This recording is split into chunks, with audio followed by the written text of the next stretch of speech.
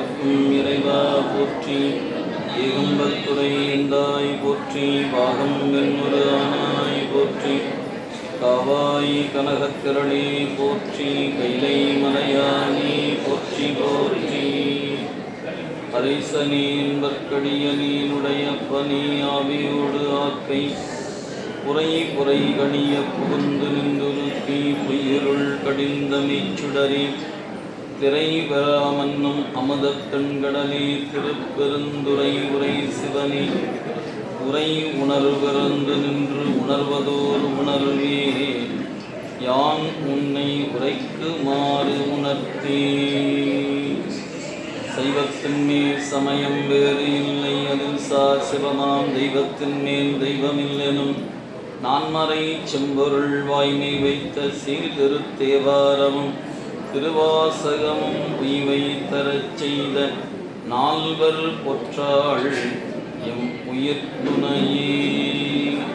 கல்லார் நிழல் மலை நில்லார் அருளிய கொண்டார் இணை மலர் நல்லார் புனைவரே.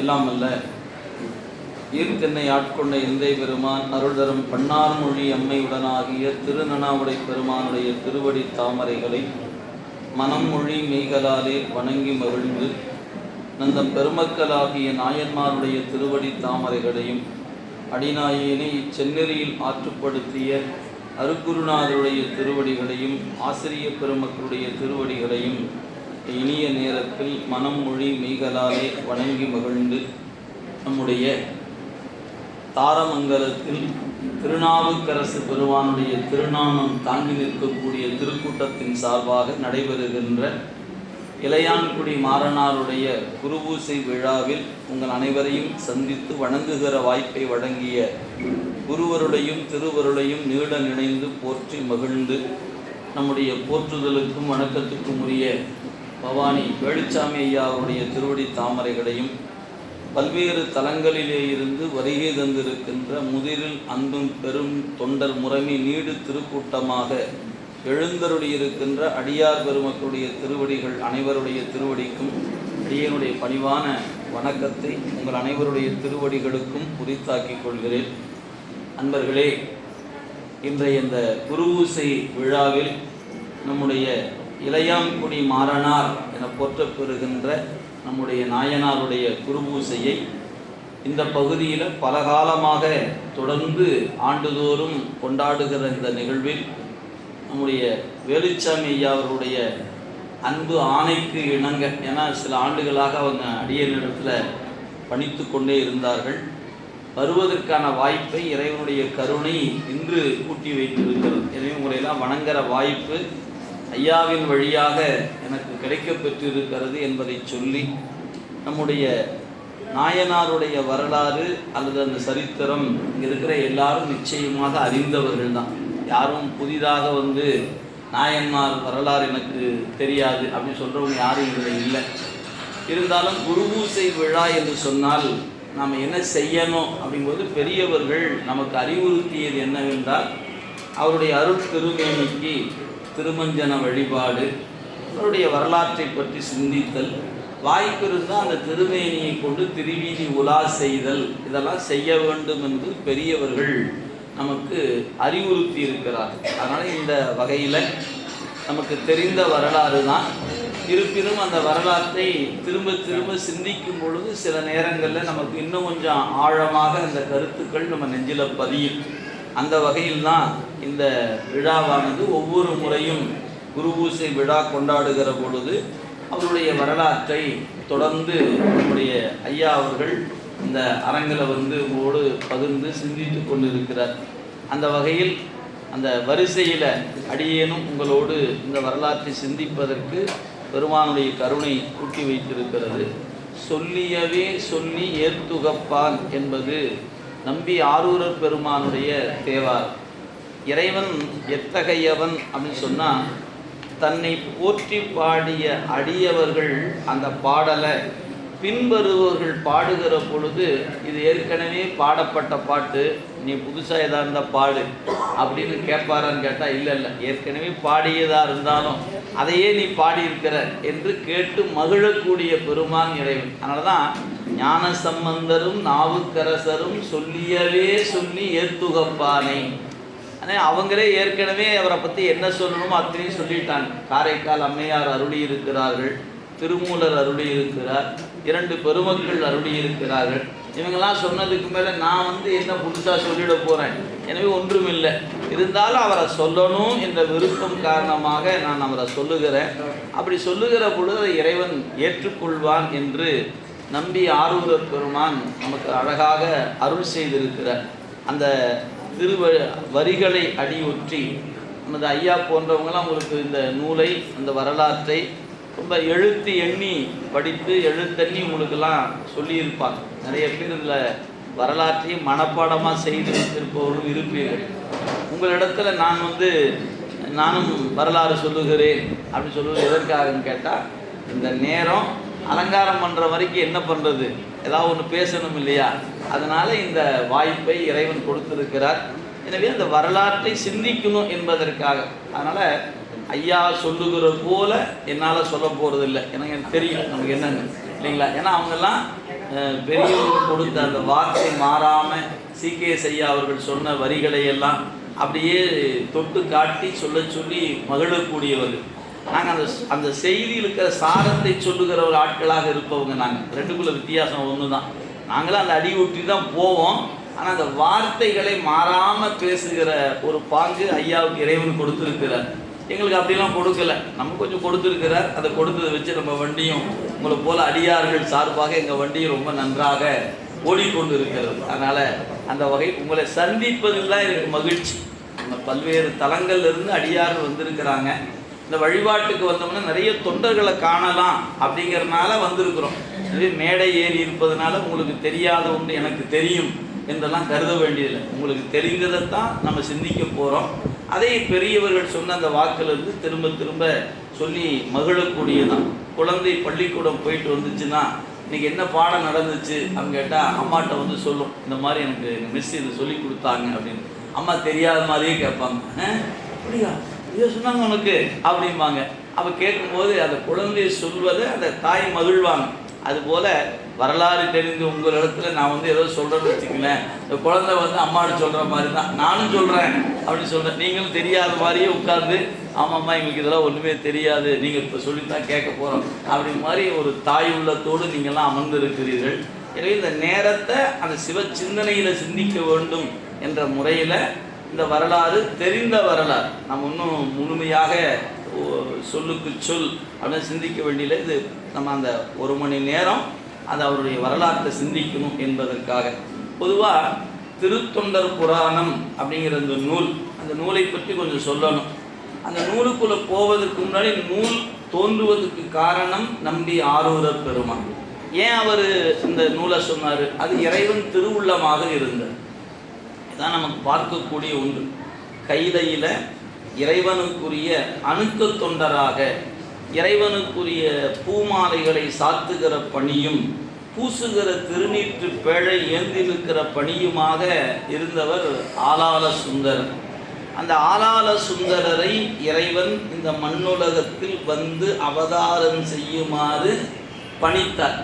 எதன் காரணமாக அப்படின்னு சொல்லும்போது நம் சேக்கிழார் பெருந்தகை மிக அழகாக சொன்னார். மாதவம் செய்த தென்திசை வாழ்ந்திட தீதிலா திருத்தொண்ட தொகை தர.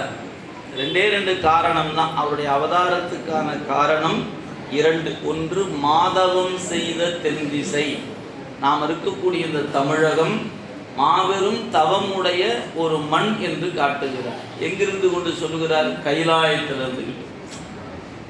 நீங்கள் அதான் சிந்திக்கும். இப்போ நமக்கு எல்லாரும் ஆண்டுக்கு ஒரு முறை கைலாயம் மேற்கொள்கிறோம். ஒரு 2.5 லட்ச ரூபா, இன்றைக்கி 2.45 2-3 லட்ச ரூபா வரைக்கும் இன்றைக்கி நம்ம கைலாயம் போகணும்னா அவ்வளோ செலவு பண்ணணும்.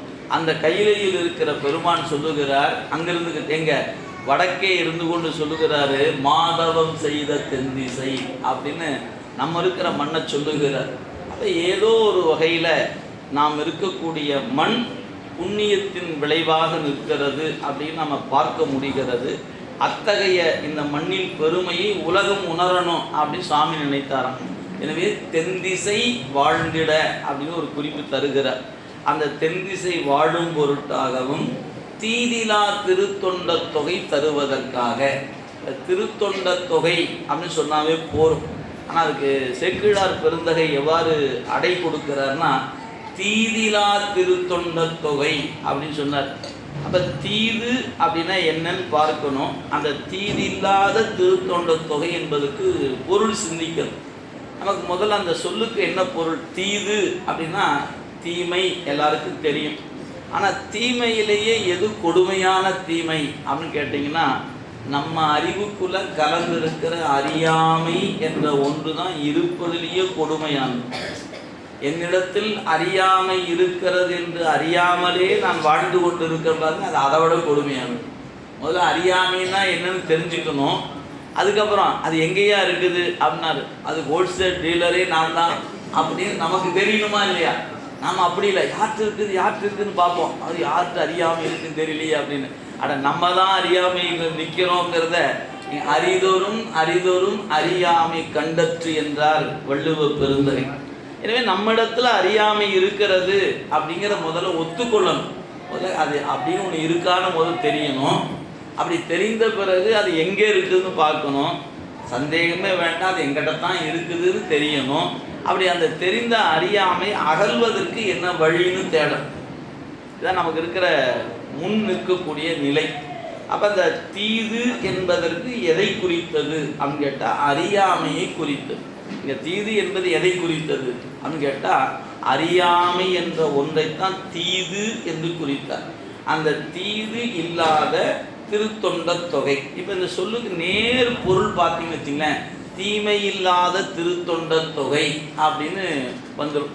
தீமை இல்லாத திருத்தொண்ட தொகை அப்படின்னு கேட்டால் நம்ம என்ன சொல்லலாம்?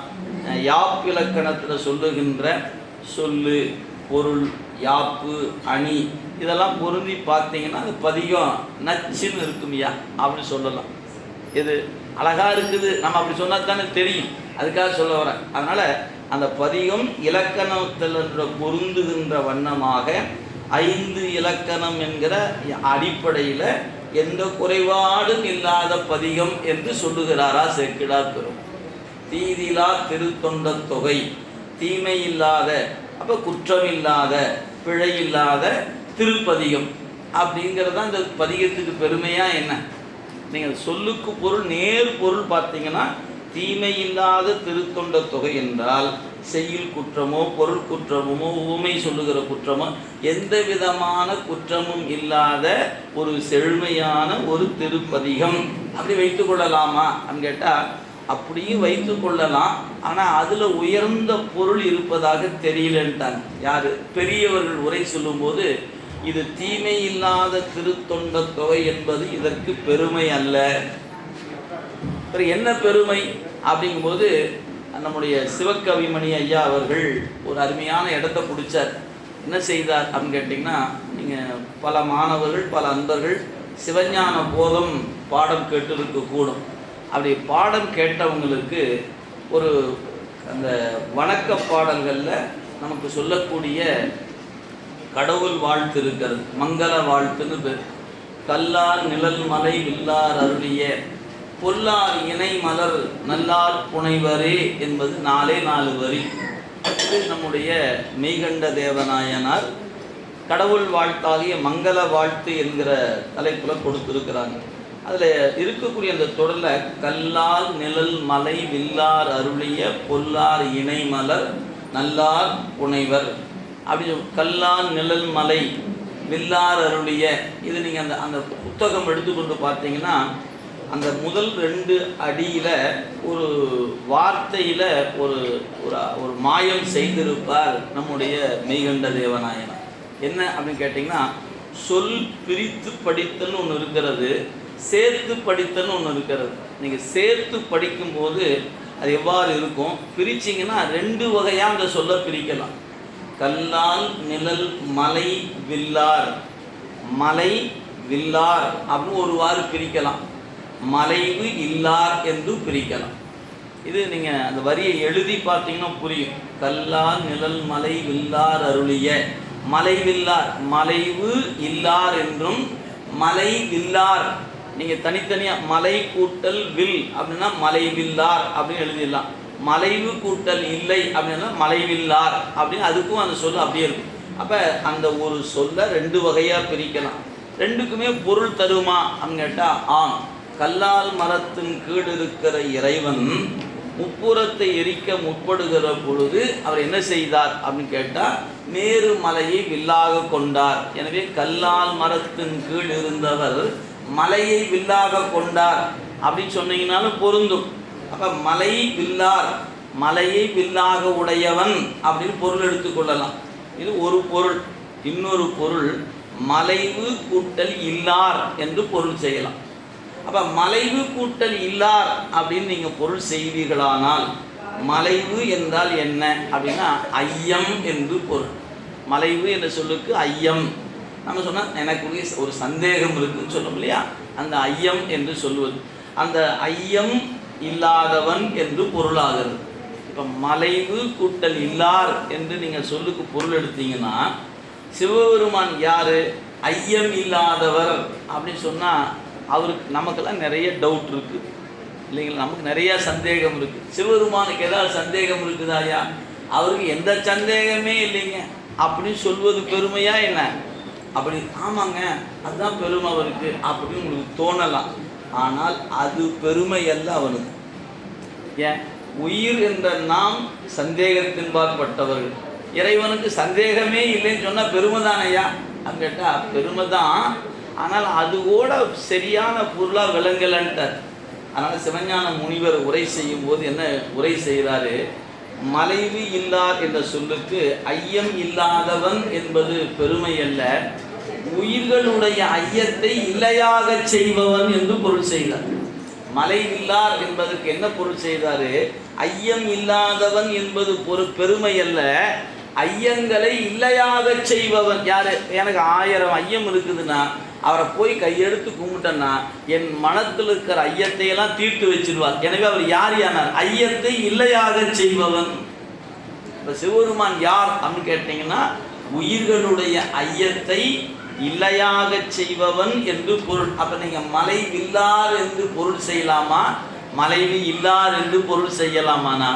மலை வில்லார் என்றாலும் குறையில்லை. ஏன்னா நிறைய தேவாரத்தில் அவரை சொல்லுகிற பொழுது மேருமலையை வில்லாக உடையவன் என்று பாடியிருக்கிறாங்க. எனவே அப்படியும் பொருள் செய்து விடலாம். அதை விட சிறந்த பொருள் எது? மலைவு இல்லாதவர் என்பது பொருளாக எடுத்துக்கொண்டால் உயிர்களின் மலைவை இல்லையாக செய்வன் என்று சொல்வதில் தான் பெருமை இருக்கிறது. இப்போ நீங்கள் அந்த இடத்த புரிஞ்சுக்கணும். மலைவு கூட்டல் இல்லார் மலைவில்லார் என்று ஆயிட்டு அல்லவா? அது மாதிரி இங்கே வந்துடும். தீது கூட்டல் இல்லார் அப்படின்னா தீது இல்லா திருத்தொண்ட தொகை. தீதிலா என்பதற்கு தீமை இல்லாத திருத்தொண்ட தொகை என்பது பெருமை அல்ல, நம்மிடத்தில் இருக்கிற தீமையை இல்லையாக செய்கின்ற திருத்தொண்ட தொகை. இது சிவகவிமணி ஐயா அவர்கள் இந்த சிவஞான போத மேற்கோள் உரை எடுத்து மேற்கோளாக காட்டி அவர் சிவஞான முனிவர் இவ்வாறு எடுத்து காட்டியதுனால இந்த பதிகமும் நமக்கு தீமையை இல்லையாக செய்கிற ஆற்றல் உடையது. தீதில்லாத திருத்தொண்ட தொகை அல்ல, தீமையை இல்லையாக செய்கின்ற திருத்தொண்ட தொகை. சரி, அப்படி என்னையா தீமை? நம்மகிட்ட இருக்கிற அறியாமையை அகற்றுகிற பதிகம் அந்த பதிகம் என்று பொருள். அதனால தான் உயிர்களிடத்தில் இருக்கிற ஐயத்தை சிவபெருமான் நேரடியாக நீக்கி கொடுக்கிறார். எங்க? கல்லால் மரத்தின் கீழ் அமர்ந்து ஐயத்தெல்லாம் நீக்கிறார். அந்த ஐயப்பாட்டை நீக்குகிற பெருமான் அருளால நம்பிகள் அருளிய திருப்பதிகம். இந்த பதிகத்தை பாட பாடவே நமக்கு அறியாமை இல்லாமல் போயிடும். அதுதான் இந்த பதிகத்துக்குரிய சிறப்பு. அதனால் தீதிலா திருத்தொண்ட தொகை என்று போற்றப்பெறுகின்ற பதிகம் இந்த பதிகம். அதை அருளுவதற்காகவே நம்பி ஆரூரர் இந்த மண்ணுலகத்தில் வந்து அவதரித்தார் என்பதை நாம் கருத்து கொள்ள வேண்டும். நாம இந்த பதிகத்தை படிப்பதற்காக, நாயன்மார்களை நாம் அறிந்து கொள்வதற்காக, அவருடைய வரலாற்றை எடுத்து பார்த்தீங்கன்னா குறைந்தபட்சம் 18 ஆண்டுகள் பிரிந்திருந்தவர். யாருக்காக? நமக்காக. எங்கு கைலாயத்தில் இருந்தவரை இறைவன் மண்ணுலகத்துக்கு அனுப்பினார். 16 ஆண்டுகள் வரை அவர் தான் யார் என்று அறிந்து கொள்ளல. தன்னுடைய தலைவன் இருக்கிறாரு, அவருக்கு பணி செய்ய வந்திருக்கிறோங்கிற நினைவு அவருக்கு கொடுக்கப்படல். ஆனால் திருமண பந்தனிடை வந்து நின்று உனக்கும் எனக்கும் ஒரு வழக்கு இருக்கிறது என்று சொல்லி நீ என்னுடைய அடிமை என்பதை நிரூபித்து பிறகு நான் என்ன சுவாமி பண்ணினார் பாடினார். அதான் நம்ம பார்க்கிறோம். எனவே நம்பி ஆரூரர் 16வது வயதில் திருத்தொண்ட தொகையை அருளி செய்கிறார் என்றால் இறைவனை அவர் பிரிந்த காலம் 16 ஆண்டு காலம். எதுக்கு? நம்ம அறியாமை போருக்கு அவர் இறைவனை 16 வருஷம் பிரிஞ்சிருந்தார். நீங்கள் அந்த பார்வையில் பார்த்தீங்கன்னா தான் ஒரு உண்மை நமக்கு புலப்படும். அப்போ இறைவன் அருளாளர்களாகிய ஞானிகளை அவருடைய உலகத்திலேயே வைத்திருந்து அப்படியே திருவடியில் அவங்கள கலக்குமாறு செய்ய விடாமல் அவரை மண்ணுக்கு ஏன் அனுப்புனார் அப்படின்னு கேட்டால், நம்மை போன்று இருப்பவர்களெல்லாம் அவர்கள் வழி நம்ம உணர்ந்து கொள்வதற்கு வாய்ப்பு அமைய வேண்டும் என்பதற்காகவே இறைவன் அவர்களையெல்லாம் இதுபோல செயலை செய்ய வைக்கிறான். அதனால் அவர்களுக்கு பேர் அவதார புருஷர்கள் என்று சொல்வதுண்டு. அவங்க சொல்லும்போது அவங்க பிறந்தார்கள் என்று சொல்வதில்லை, அவங்க அவதரித்தார்கள் என்று சொல்லுகிறோம். அந்த வகையில் நம்முடைய அறியாமை அகல்வதற்காகத்தான் திருத்தொண்ட தொகையை அருளி செய்தார். அப்போ அதில் இருக்கிற ஒவ்வொரு அடியாரும் என்ன செய்வாங்க அப்படின்னு கேட்டால், நம்முடைய அறியாமையை அகற்றுபவர்கள் தான். அதில் என்ன அந்த பதிகத்தில் என்னங்க இருக்குது உங்களுக்கு தெரியும். திருத்தொண்ட தொகை பாட சொன்னால் இப்போ எல்லாரும் 11 பாட்டு பாடி முடிச்சிருவோம் இல்லையா? அது என்ன சொல்லப்பட்டிருக்கிறது?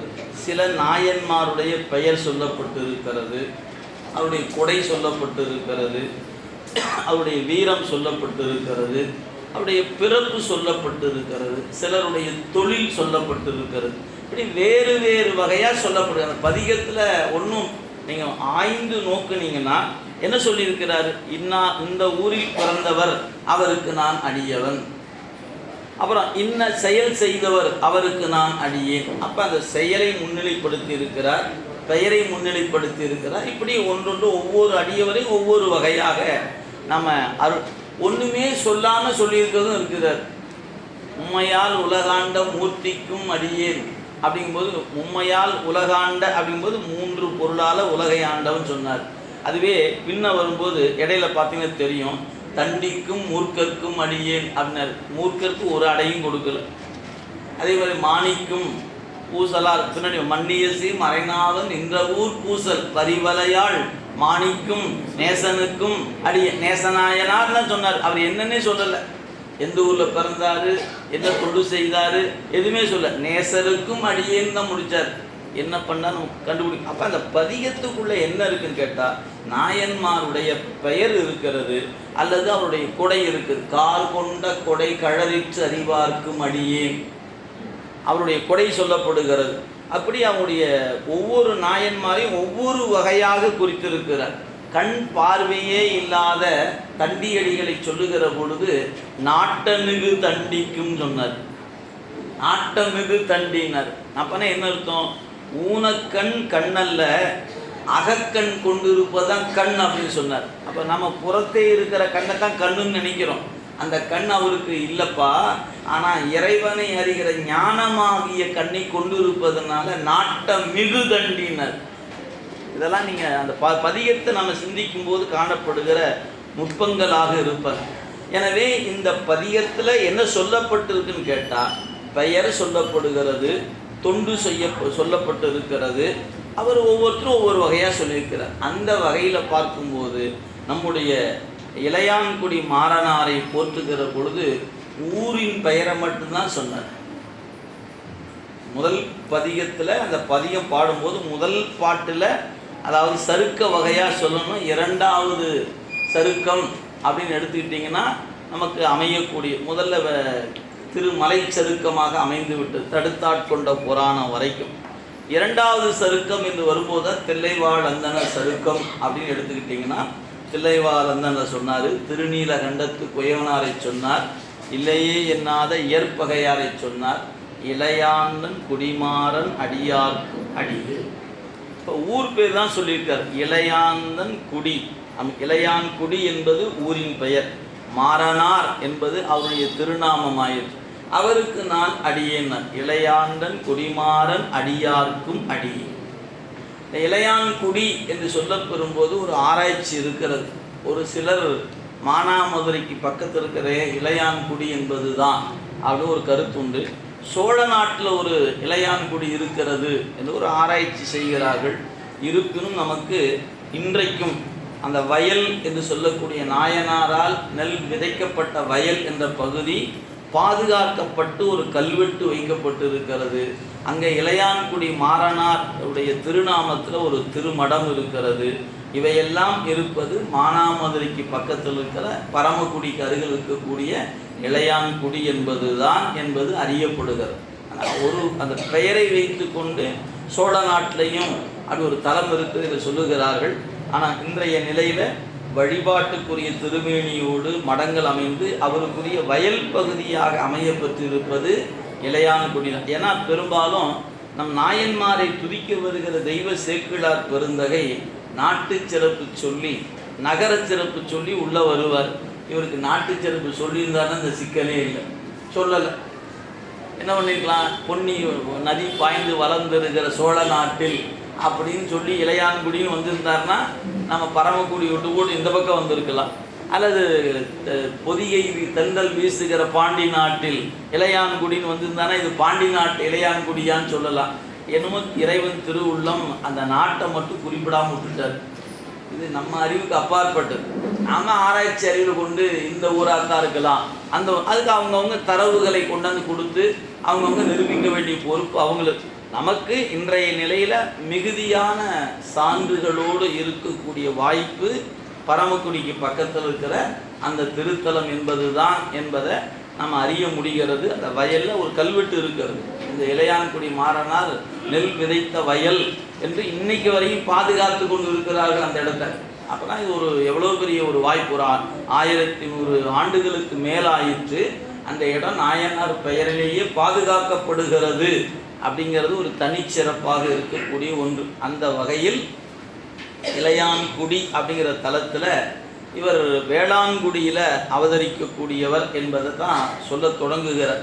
இவர் அறிமுகப்படுத்தும் போதே சேக்கிழா பெருமான் எப்படி அறிமுகப்படுத்துகிறன்னா, அம்பலத்தில் ஆடுகிற பெருமானுடைய அடிய தன் தலைமையில சூடி நிற்பவர் அப்படின்னு காட்டுகிறார். அம்பலத்து ஆடுவார் அடி சூடுவார்னர்.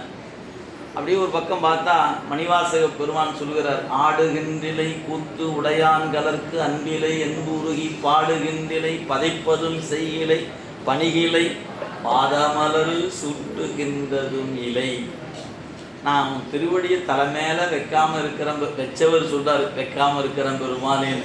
இவர் வச்சிருக்கிறேன், இவர் சேக்கிழா பெருமான். ஏன் எப்பவுமே அவர்கள் தன்னை பற்றி சொல்லும்போது அப்படி சொல்லிக்கொள்ள மாட்டாங்க, அடுத்தவங்க தானே சொல்லணும் அவர் யார் அப்படின்னு. அப்போ இதுவே இளையான்குடி மாறனார் சொல்லியிருந்தா என்ன சொல்லியிருப்பார், நான் எங்கெங்கே பெருமானுக்கு ஆளாக நிற்கிறேன், நான் ஏதோ அன்புல எங்கேயோ பட்டு கிடக்கிறேன் அப்படின்னு சொல்லியிருப்பார். ஆனால் சொல்வது சேக்கிழா பெருமான் அருள் செய்வதனால அம்பலத்து ஆடுவாரடி சூடுவார்ங்க. அது ஆடுகிற பெருமானுடைய திருவடி தாமரைகளை சூடி நிற்கக்கூடிய தன் தலையில கொண்டு இருக்கக்கூடியவர், அடிமை திறத்தில் ரொம்ப உயர்ந்து விளங்குபவர் அப்படின்னு முதல் பாட்டில் அவரை பற்றி ஒரு குறிப்பு தருகிறார். நான் முழுசாக வரலாற்று அப்படி அங்கங்கே தொட்டு காட்டுகிறேன் அதுக்காக மட்டும். எனவே முதல் அறிமுகமாக சொல்லும் பொழுது இவ்வாறு அருள் செய்கிறார் நம்முடைய குன்றை பதிவால் தெய்வ சேக்கிழார் பெருமான். சரி, அவர் வேளாண்குடி என்ற காரணத்தினால அந்த பகுதியில் இன்னைக்கும் நீங்கள் பாருங்கள், பரமக்குடி ராமநாதபுரம் போன்ற ஏரிகள் நிறைந்து காணப்படும். இன்னைக்கு பெரும் நீர்ப்பரப்பு அப்படி பார்த்தீங்கன்னா பரமக்குடியிலேயே பெரிய ஏரி இருக்குது. இளையான்குடியில் போனீங்கன்னா அந்த பெரிய ஏரி இருக்குது. நம்ம நினைப்போம் நம்ம ஊர் பக்கத்தில் ஒரு சின்ன ஏரி தான் இருக்கும், மிகப்பெரிய ஏரி இருக்கிறது இன்றும் பரமக்குடியில். அது குறிப்பாக இளையான்குடியில் ஏரி ஒட்டி தான் ஊரும் அமைந்து இருக்கிறது. அப்போ இங்கே சொல்லுகிறார், ஏரின் மல்கு வளர்த்தினால் அப்படிங்கும் பொழுது அங்கே குறிக்க வேண்டிய ஒரு குறிப்பு நாம் பார்க்கிறோம். எனவே ஏரி நிறைந்தனைய செல்வன் கண்டாய் என்பது அப்பருடைய வாக்கு. பெருமான் எப்படி இருக்கிறார், ஏரி நிறைந்தனைய செல்வன் என்பார். அந்த மாதிரி நீர் வளத்தின் காரணமாக அவர் இருக்கக்கூடிய நிலம் எப்படி இருந்தது? நல்ல வளமுடைய நிலமாக இருந்தது. எனவே வேளாண் குடியில் இருந்த அந்த தொழில் செய்த காரணத்தினால அவர் எப்படி இருந்தார் அப்படின்னு கேட்டால், சிவபெருமானிடத்தில் அன்பு மிக்கவராக இருக்கிறார் அப்படின்னு ஒரு குறிப்பு தராருங்க. இந்த 2வது பாடலில் சொல்லும்போது அவர் சொல்கிறாரு, அடியார் திறத்து நிறைந்ததோ சீரின் மல்கிய அன்பின் மேன்மை என்று குறிப்பிடுகிறார். எனவே நீர் வளத்தினால் ஏற்பட்ட ஒன்று, உழவு தொழிலால் வந்த வளம், அந்த வளத்தினால் கிடைத்த செல்வம், அந்த செல்வத்தை கொண்டு சடையுடைய பெருமானுடைய தொண்டர்களுக்கு அவர் சிறந்த அன்புடையவராக அந்த கிடைத்த செல்வத்தை கொண்டு பயன் பெற்றார்னார். செல்வம் கொண்டு பயன் பெறுகிறார் அப்படின்னார். ஏன்னா செல்வம் என்பது எல்லாருக்கும் கிடைக்கும், ஆனால் செல்வத்தின் பயனை பெறணும் இல்லையா? அது எல்லாருக்கும் வாய்ப்பதில்லை. எல்லாருமே படிச்சிடலாம், படித்து தக்க மாதிரி வேலை கிடைக்காது. நிறைய பேருடைய வேலை என்னன்னு பார்த்தீங்கன்னா, நான் ஒன்றை படித்தேன், வேலை நடக்குது, படிப்புக்கும் என் வேலைக்கும் சம்மந்தம் இல்லாமல் இருக்கும். அந்த மாதிரி தான் நிறைய பேர்த்திட்ட செல்வம் இருக்கும். செல்வம் என்னவா நிற்கும்? பயன்பாடு இல்லாமல் நிற்கும். செல்வத்தின் பயன் என்ன? ஈதல், கொடுப்பது தான் பயன். நீ கொடுக்கணும். உன்ட இறைவன் கொடுத்த செல்வத்தை எனக்கு கொடுத்தது அப்படின்னு நீ பூட்டி வைக்காம, இது இறைவன் கொடுப்பதற்காக கொடுத்திருக்கிறான் என்று கருதி கொடுக்கணும். அதான் செல்வத்தின் பயன் ஈதல். அதான் ஈர்த்து உவக்கும் இன்பம் என்று சான்றோர் பெருமக்கள் அறிவுறுத்தினார்கள்.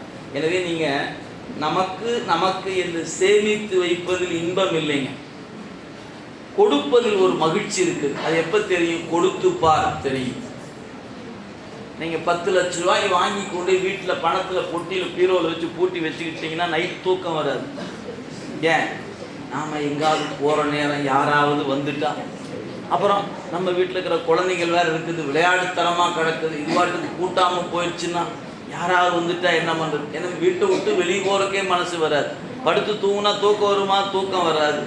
இதுவே உங்களுக்கு கொடுத்த செல்வத்தை ஒரு 10 பேருக்கு கொடுத்துட்டு வீட்டில் போய் தூங்கி பாருங்கள், அழகாக தூக்கம் வந்துடும். ஏன்? கொடுத்தோங்கிற ஒரு மகிழ்ச்சி பாருங்க, அது பேரானந்த இருக்கிறதை விட கொடுத்ததனால் வருகிற இன்பம் மிகப்பெரிய இன்பம். அதனால்தான் வள்ளல் என்று இறைவனையே சொல்லுது. கடையேழு வள்ளல்கள் என்று ஒரு சங்க காலத்தில் ஒரு வள்ளல் சொன்னாங்க, அவர் பிற்காலத்தில் வள்ளல் சொன்னாங்க. நம்ம பெருமானே வள்ளல் தான்.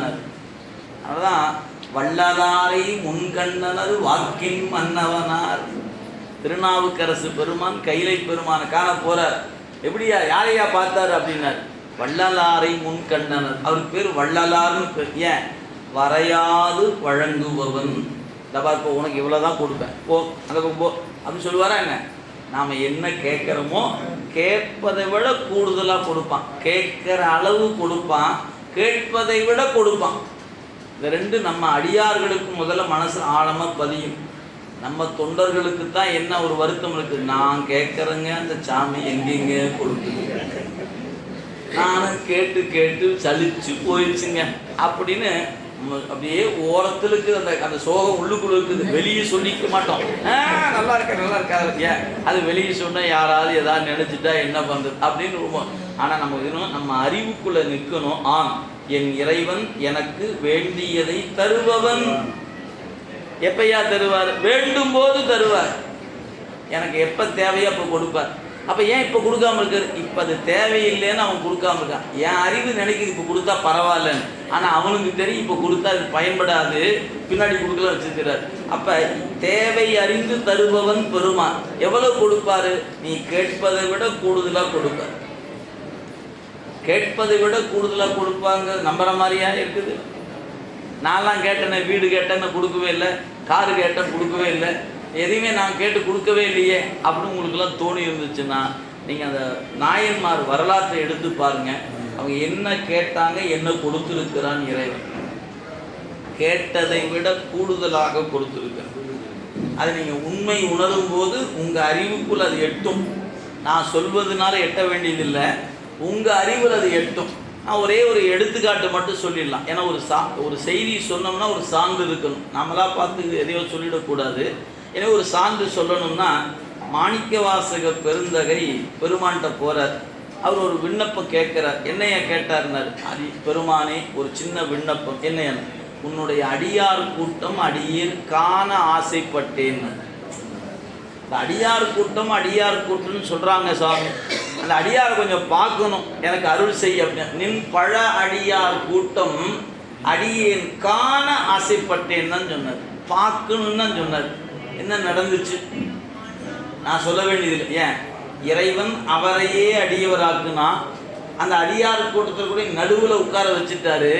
உட்காந்து பார்க்கறாரு. என்னன்னு, எங்க இருக்கிறோம் நாம? ஐயோ, தொண்டர் கூட்டத்திலேயே உட்காந்து இருக்கிறோம். என்னையாது? நான் பார்க்கணுன்னு தானே கேட்டேன். பார்க்கணும்னு நினைச்சவருக்கு நம்ம என்ன பண்ணிருக்கணும்? இங்க வா, இதை இவர் தான் அடியார், அப்படி காட்டிட்டு கிளம்பு அப்படி சொல்லி அனுப்பிச்சிருக்கணுமா இல்லையா? சாமி அப்படி பண்ணல. அடியார் தானே பார்க்கணும். ஆமாம் சார், இங்கே வா அப்படின்னாரு. திருநீரை பூசினார், உத்திராத்தை போட்டு திருவடி தூக்கி தலையில் வச்சாரு, கூட்டத்தில் பூத்துனார். எப்போ இவருக்கு நடுவில் இடம் கொடுங்கன்னாரு. நடுவில் உட்காந்துட்டார். இவர் திரும்பி திரும்பி பார்த்தா இந்த கூட்டத்துக்கே வரக்கு தகுதி எனக்கு இல்லை அப்படின்னு நினைக்கிறேன். ஏன்? எல்லாரும் என்னமா பதிகமாக படிக்கிறாங்க, புராணமாக படித்து வச்சிருக்கிறாங்க. நாம் என்னையா பண்ண ஒன்றுமே தெரியாமல் இந்த கூட்டத்தில் வந்து உட்காந்துட்டோமே. புகவே தகையன் உனக்கு அன்பருள் யான். பெருமானே, உன் அடியார் கூட்டத்துக்குள்ள புகுவதற்கு எனக்கு தகுதி இல்லைங்கிறார். புகவே தகையன் உன் அன்பருள் யான் பொல்லாமணியே. அப்படி கூட்டத்தில் புகுவதற்கே தகுதி இல்லாத ஆளை தண்ணீர் எனக்கருளி தன்கருணை வெள்ளத்து மண்ணூர மண்ணுமணி உத்தரகோச மங்கை வள்ளல் என்ன பண்ணாரு? என்னையும் அடியனாக்கி என்ன பண்ண? கூட்டத்தில் உட்காரு, நடுவில் உட்காரு அப்படின்ட்டார். உடையால் உந்த நடுவிருக்கும் பாட்டு சொன்னாங்க. அடியே நடுவுள் இருவீரும் இருப்பதானால் உன் அடியார் நடுவுள் இருக்கும் அருளை புரியாய். அவருக்கு கொடுத்துட்டாரு, நடுவில் உட்கார்ந்துட்டார். அதனால தான் அதிசயம் அதிசயம் அதிசயம் அடியாரடி கூட்டிய அதிசயம் கண்டாமே. நான் நேற்று எப்படி தெரியுமா இருந்தேன்? நீங்கள் வேற, என் நிலைமையும் வேற. பித்தன் என்று உலகவர் பகர்வதோர் காரணம் இது கேளீர். மையலா இந்த மண்ணிடை வாழ்வி என்னும் ஆழி. அதில் போய் அப்படி அழுந்து இல்லவா கிடந்தேன். வைப்பு மாடென்று மாணிக்கத்து ஒலி என்று மனத்திடை உருகாதே. நான் எங்கேயோ நினச்சி எதையோ நினச்சில்லவா உருகி கிடந்தேன். அப்படி கிடந்த என்னை கொண்டாந்து அடியார் அடி கூட்டிய அதிசயம் கண்டாமே. இது அதிசயம் மட்டும் இல்லையா, அற்புதம் அறியேனேன்ட்டு பின்னாடி. அப்போ அடியாரை பார்க்கணும்னு நினைத்தவருக்கு அடியவரே ஆக்கிட்டாரே இந்த சாமி. அப்போ கேட்டது கொடுப்பாரா? கேட்கறதுக்கு மேலே கொடுப்பாரா? கேட்கறதுக்கு மேலே கொடுப்பாருங்க. நீங்கள் மீட்டருக்கு மேலே போட்டு கொடுக்குன்னு கேட்குறேன். ஆட்டோ ஓட்டுங்க சார், பேசுறதுக்கு மேலே பார்த்து கொடுங்க சார் அப்படிங்கிற அந்த மாதிரி நம்ம சாமி யாரு? கேட்கறதுக்கு மேலே கொடுக்குற ஆள். நீங்கள் அதை மறந்துடக்கூடாது. எனவே நீங்கள் என்ன பண்ணணும்? கேட்கணும், கேட்டுக்கிட்டே இருக்க வேண்டியதான். நமக்கு அதுதான் நமக்கான வேலை. வேண்டுவார் வேண்டுவதே ஈவான், நிச்சயமாக கொடுப்பான், சந்தேகம் வேண்டாம். அதனால் பெருமானிடத்தில் கேட்பதற்கு உரிமை நமக்கு இருக்கிறது, கொடுக்கிற உரிமை அவருக்கு. அதாவது கொடுக்கவும் மறுக்கவும் அவருக்கு உரிமை இருக்கிறது. அதனால் அடியவர் அப்படிங்கிற ஒரு வாழ்வு பெரிய வாழ்வு. அந்த வாழ்வை நமக்கு தந்திருக்கின்றார் அப்படிங்கிற பொழுது எத்தகைய பேறு என்பதை நாம் எண்ணிப்பார். எனவே பெருமான் எப்படிப்பட்டவர் அப்படின்னு கேட்டால், அன்பு நிறைந்திருக்கக்கூடிய அடியவர்களுக்கு அருள் செய்கிற பெருமான் என்பதனால இங்கே அந்த வளத்தினால், ஏரின் வந்த வளத்தினால், உழவு தொழிலினால் வந்த வளம் காரணமாக நம்முடைய நாயனார் அடியவர்களுக்கு அமுது செய்ய வேண்டும் என்ற ஒரு விருப்பம் கொள்கிறார். எனவே நம்முடைய வரலாற்றில் அவரவர் உடைய தொழில் எதுவோ அது தொழில் சார்ந்து தொண்டு செய்தார். நமக்கெல்லாம் தான் தொழில் வேறு தொண்டு வேறு, நமக்கு ரெண்டு வேறு வேறாக இருக்குது. அவங்களுக்கு அப்படி இல்லை. உழவு தொழில் செய்தவர் அதனுடைய விளைச்சல் வரக்கூடிய வேளாண் பொருளை கொண்டு அமுது செய்வித்தார். நெசவு செய்தவர் என்ன பண்ணார்? ஆடை கொடுத்தார். மண்பாண்டம் செய்து என்ன கொடுத்தார்? ஓடு கொடுத்தார். அவருக்கு எது வாய்த்ததோ அதை செய்தார். ஓடு கொடுக்கிற ஒரு சோறு ஓடுன்னு நினைக்கல, சோறு ஓட்டவர் ஓடு கொடுக்கணும்னு நினைக்கல. ஏன்?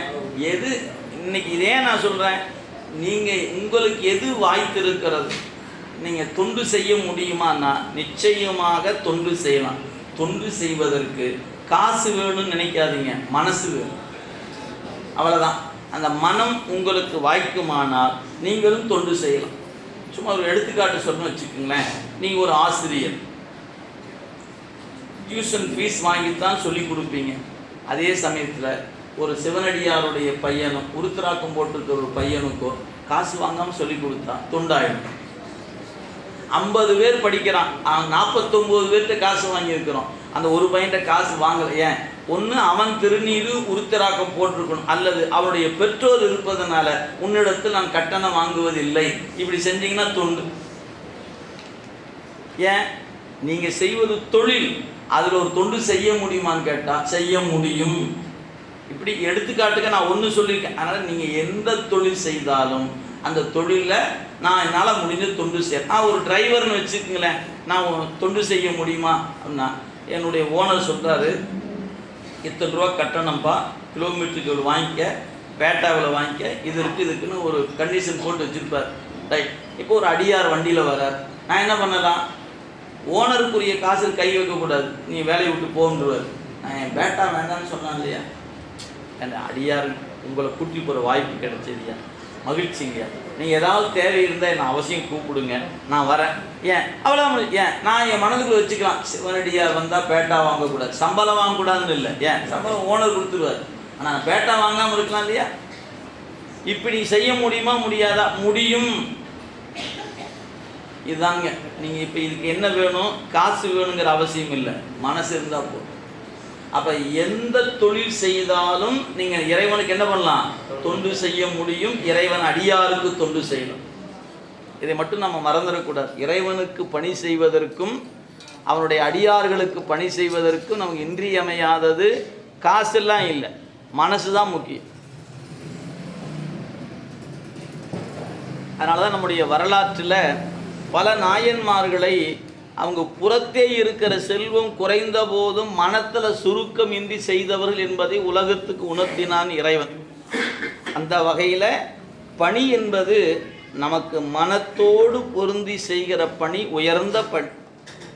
அது வாய்த்தல் என்பது எல்லாருக்கும் வாய்ப்பதில்லை, ஆனால் அவருக்கு அது வாய்த்திருக்கிறது, நம் நாயன்மார்களுக்கு வாய்த்திருக்கிறது.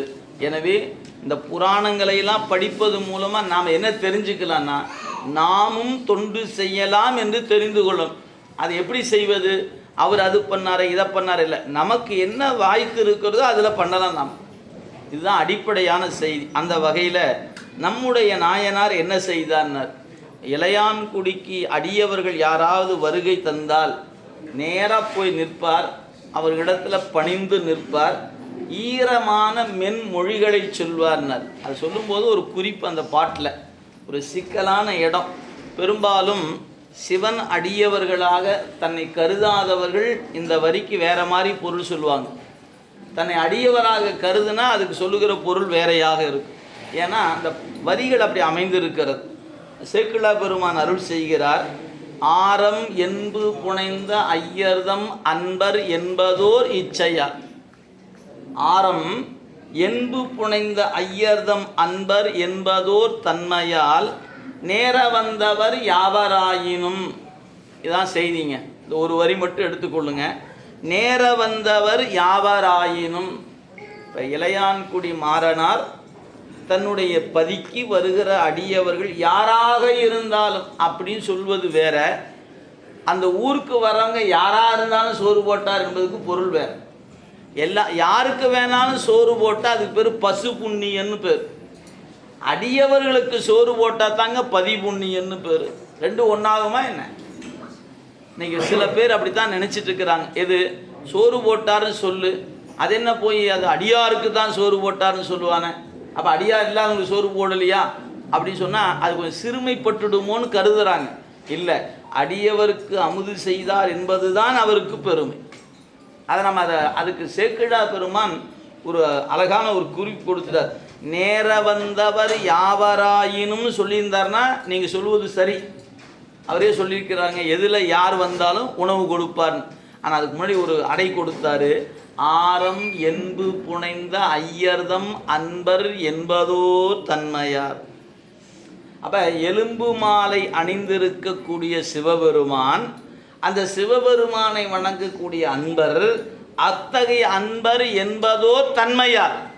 இப்போ நீங்கள் அந்த ஒரு வரியை விட்டு போட்டு நேர வந்தவர் யாவராயினும் அமுது செய்தார்னு சொன்னீங்கன்னா கண்ணில் பட்டவங்களுக்கெல்லாம் சோறு போட்டார்னு ஆயிடும். அதுக்கு அவங்க ஒரு குறிப்பு சொல்லுவாங்க. திருமந்திரத்தில் இவர் அவர் என்று பார்க்க வேண்டாம், யாருக்கும் இடுமின். அதுக்கு எல்லாரும் என்ன பொருள் சொல்லிட்டாங்க, யாரை நீ அவரு இவருலாம் பார்க்காதையா, எல்லாத்துக்கும் சோறு போடு அப்படின்ட்டாங்க. அவங்கெல்லாம் ஒரு குறிப்பை மறந்துட்டாங்க. நீங்கள் சிந்தித்து பாருங்கள். நம்முடைய குலச்சிறை நாயனாருடைய புராணம், அவரும் யாரையெல்லாம் வரவேற்றார், எப்படிலாம் அன்பு செலுத்தினாங்க போது, 4 குலத்தினர் ஆயினும், அந்த குலம் இல்லாதவராயினும், நலம் உடையவராயினும், நலம் இல்லாதவராயினும் அப்படின்னு சொல்லும்போது அங்கே ஒரு பட்டியல் போட்டார். அதில் பார்த்தீங்கன்னா இன்னார் என்று சொல்லப்பெறுவோர் இல்லாமல் யாராக இருப்பினும். அப்போ நீங்கள் யாருக்கும் இடுமின் அப்படிங்கிற போது நீ என்ன குறிப்பு அங்கே பார்க்கணும், சிவனடியார் என்ற ஒரே ஒரு பார்வையில் தான் நீ பார்க்கணும். அவர் இன்ன வேளாளர், இவர் அந்தனர், இவர் இன்னார் என்று பார்க்காத, சிவனடியார் என்று ஒரு பார்வையில் மட்டும் பாரு, வேறு பார்வையில் பார்க்காதன்னு அதுக்கு பொருள். நாம் என்ன பண்ணிட்டோம், திருமூலரே சொல்லிட்டார் யாருக்கும் இடுமின்னு சொல்லிட்டாரு அப்படின்னார். யாருக்குன்னா யார், சிவனடியாராக இருக்கக்கூடியவர் யாராக இருந்தாலும் கொடு, அப்படி பொருள் செய்யணும். அதை விட்டுட்டு என்ன பண்ணிட்டாங்க, மக்களுக்கு போடியா, அதுதான் மகேசர், மக்களுக்கு கொடுக்கக்கூடாது என்பது அல்லங்க நம்ம பார்வை, மக்களுக்கும் கொடுக்கணும் அப்படிங்கிறது ஒரு பார்வையாக இருந்தாலும் கூட, நாயன்மார்கள் என்ன செய்திருக்கிறார்கள் அப்படிங்கும் பொழுது பறை நிகழ்த்தி சோறிட்டார்கள். யாருக்கு, ஈசன் அடியார்கள் எல்லாரும் எய்தி உண்க என்று இருபொழுதும். ஏன் அதை சொல்ல, அங்கேயே பஞ்சம் நிலவுது, திருவிழிமலையில் பூரா பஞ்சமாக நிற்கிது. முரசு கொட்டும் போது 2 பெருமக்கள் என்ன சொல்லியிருக்கணும், ஊர் மக்கள் எல்லோரும் வருக, எங்கள் திருமடத்தில் அமுது செய்து கொள்க அப்படின்னு சொல்லியிருக்குமா இல்லையா? அப்படி சொல்லலை. ஈசன் அடியார் எல்லாரும், ஆக ஈசன் அடியார்களுக்கு தான் அறிவித்தாங்கன்னார். அப்போ பறை நிகழ்த்து, ஏன், ஈசன் கொடுத்த காசு அது யாருக்கு கொடுப்பது, ஈசனுடைய நேசிக்கிறவங்களுக்கு தானே கொடுக்கணும் அப்படின்னு ஒரு குறிப்பு. அது மாதிரி இங்கே இளையான்குடி மாறனார் யாருக்கு அமுது செய்வித்தார்னு கேட்டால், நேர வந்தவர் யாவராயினும் அப்படிங்கிற இடத்துல சிவனடியாராக சொல்லப்படுபவர் யாராக இருந்தாலும் பொருள். அங்கே ஆரம் என்பு புனைந்ததோர் ஐயர்தம் அன்பர் என்பதோ தன்மையால். ஆக சிவனடியார் என்கிற ஒரே ஒரு தன்மை தான், அந்த தன்மையை தவிர வேறொரு பார்வையை அவர் பார்க்கவில்லை. இதுக்கு நாயன்மார் வரலாற்றில் இன்னும் சில இடங்கள் தொட்டு காட்டலாம், நீங்கள் பார்த்து கொள்ளுங்க. எனவே நம்முடைய நாயனார் எதிர வந்தவர் யாருக்கும் கொடுக்கல, சிவனடியார்கள் யாராயிருப்பினும் எதிர வந்தவர்களுக்கு அன்பு கூர்ந்து அழைத்து வந்து அமுது செய்வித்தார் என்கிற ஒரு குறிப்பு அமையப்பெறுகிறது. ஏன்னா பெரும் பெரும் பேச்சு சொற்பொழிவை செய்யக்கூடியவர்கள் இந்த இடத்துல அந்த முதல் வரியை விட்டுடுவாங்க.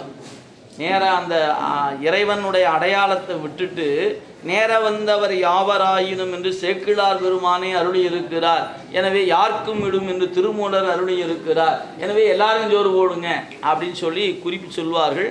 அப்படிலாம் இல்லை.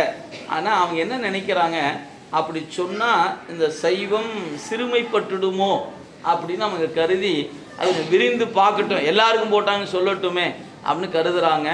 அப்படிலாம் இல்லைங்க. இது சிறப்பு கருத்தில் நீங்கள் நின்று பார்த்தால் இது புலப்படும். சரி, அப்படி வரக்கூடியவர் என்ன பண்ணுவார், ரொம்ப மென்மையான மொழிகளை சொல்லி வரவேற்பார்.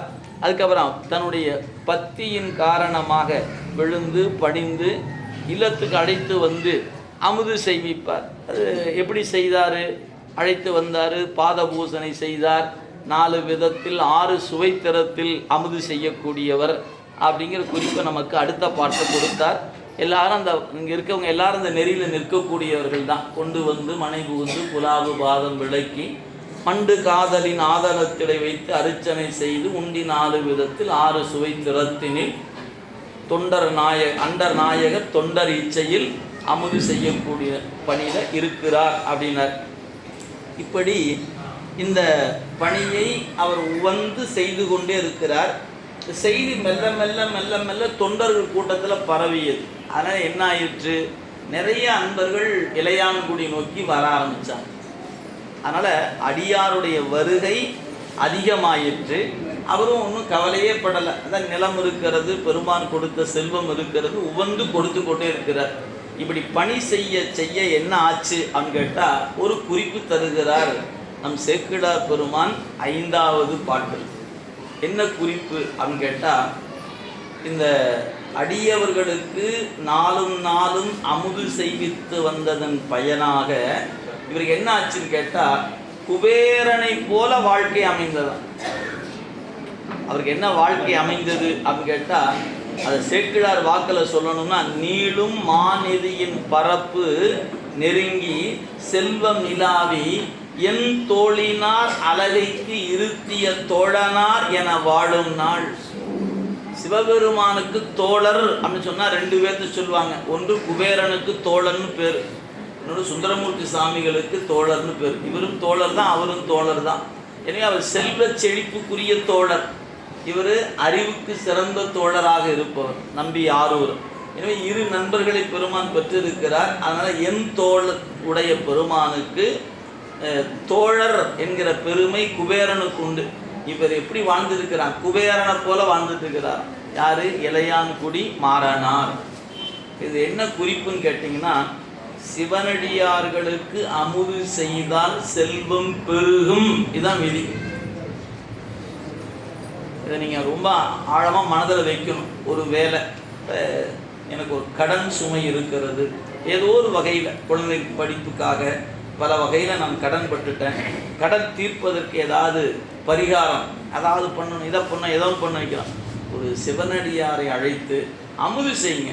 அதை வாய்ப்புக்கு தக்கவாறு நீங்கள் ஒரு நாளைக்கு ஒரு அடியவர் என்று வைத்து கொண்டாலும் சரி, அல்லது வாரம் ஒரு முறை ஒரு அடியவருக்கு அமுது செய்வீர்கள் என்று தொண்டர்களுக்கு அமுது செய்து நீங்கள் அதை உவந்து செய்தீங்கன்னா உங்கள் வறுமையை இல்லையாக்கிடுவான் பெருமான். ஏன்? இளையான்குடி மாறனாருக்கு அமுது செய்ய செய்ய செல்வம் பெருகிட்டே போயிடுச்சுட்டார். எதனால்? அமுது செய்வித்ததனால. நீங்கள் அதை மறந்துடக்கூடாது. நாமெல்லாம் என்ன நினைக்கிறோம்? செல்வம் இருந்து நம்ம பணி செஞ்சோம்னா வறுமை நமக்கு வந்துருமையான்னு நினைக்கிறோம். அப்படிலாம் இல்லை. அவர் பணி செய்தார், பணி செய்தன் பயனாக பெருமான் அந்த சட்டம் என்ன சொல்லுகிறது அப்படின்னு கேட்டால், சிவனடியாருக்கு அமுது செய்வித்தால் செல்வம் பெருகும்.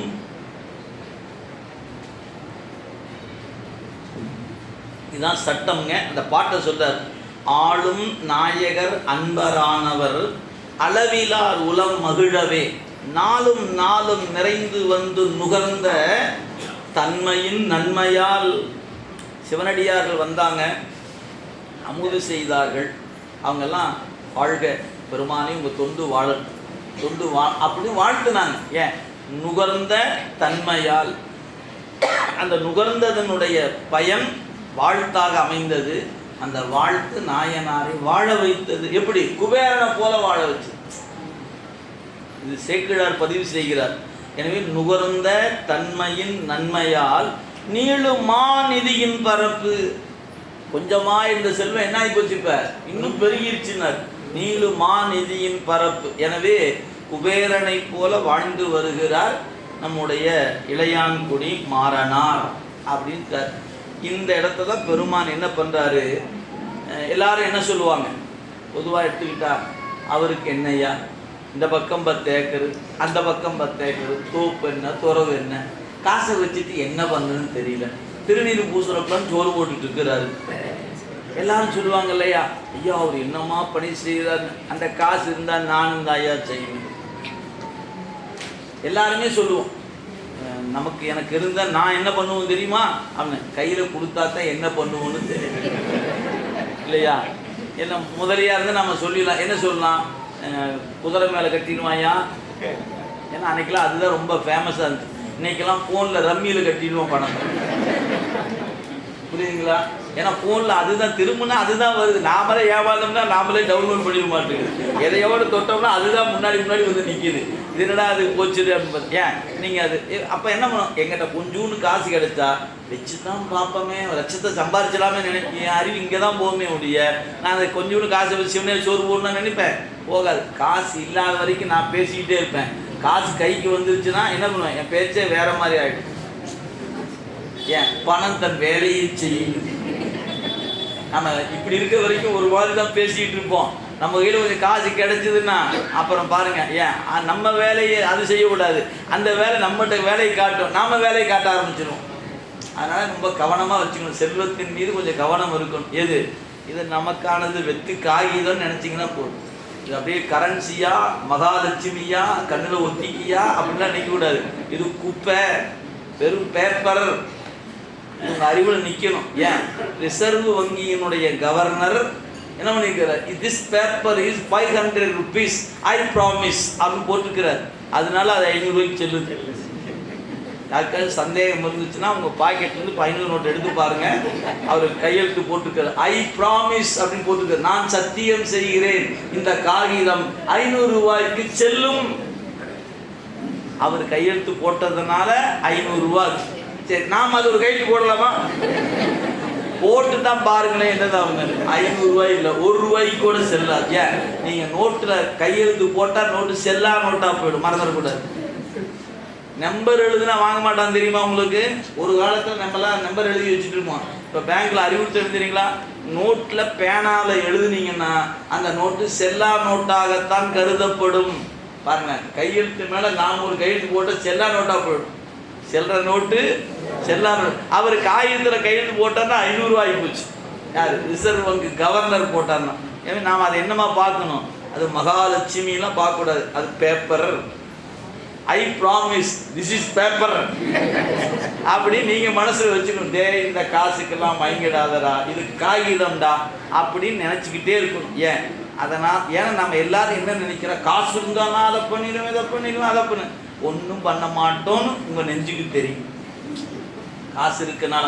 ஏன்னா இப்போ இந்த விழா நடக்குது, காசு வச்சுட்டா விழா நடக்குது இல்லை, உள்ளத்தில் இருக்கிற அன்பு காரணமாக விழா நடக்குது. எங்கெல்லாம் தொண்டர்கள் விழா கொண்டாடுகிறாங்களோ அங்கே காசு இருப்பவர் கொண்டாடுவது இல்லைங்க, காசுக்காக தொண்டர்கள் தான் விழா கொண்டாடுறாங்க.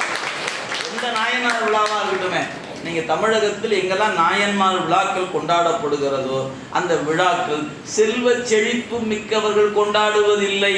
நாளைக்கு என்ன பண்ணுன்னு தெரியாத ஆட்கள் தான் விழாவை கொண்டாடிட்டு. ஏன் மனசு இருக்கு, என் பெருமான் இருக்கிறாரியா, கொடுப்பாரியா, அவர் பார்த்துக்குவாரியா அப்படிங்கிற நினைக்கிற தொண்டன் தானே விழா கொண்டாட முடிகிறது.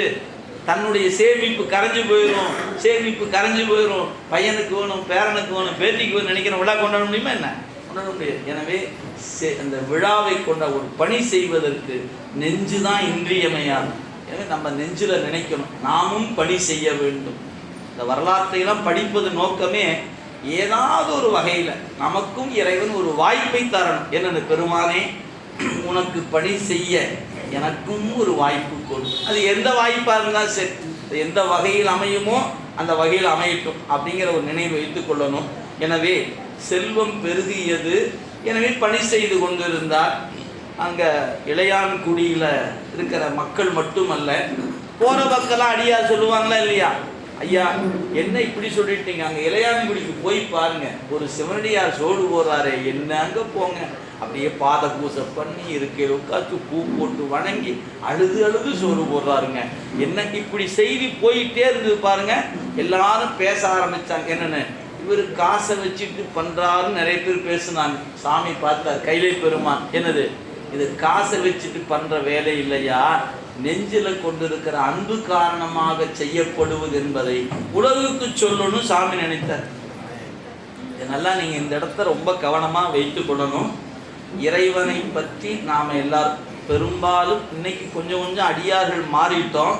இன்னும் சில பேர் புதுசாக அடியார்கள் ஆனவங்க இருப்பீங்க இல்லையா, அல்லது பொதுவாக இருக்கவங்க இருப்பாங்க.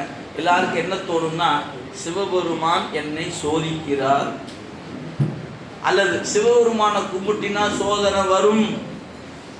ஆமாங்க, உண்மைதானுங்க, நாங்கள் சாமி கும்பிட வரைக்கும் நல்லா இருந்த மாதிரி தாங்க இருந்துச்சு, இந்த சாமி கும்பிடுறதுக்கு அப்புறம் எனக்கு நாடோறும் கஷ்டமாகவே இருக்குது அப்படி சொல்கிற ஆட்களும் உண்டு.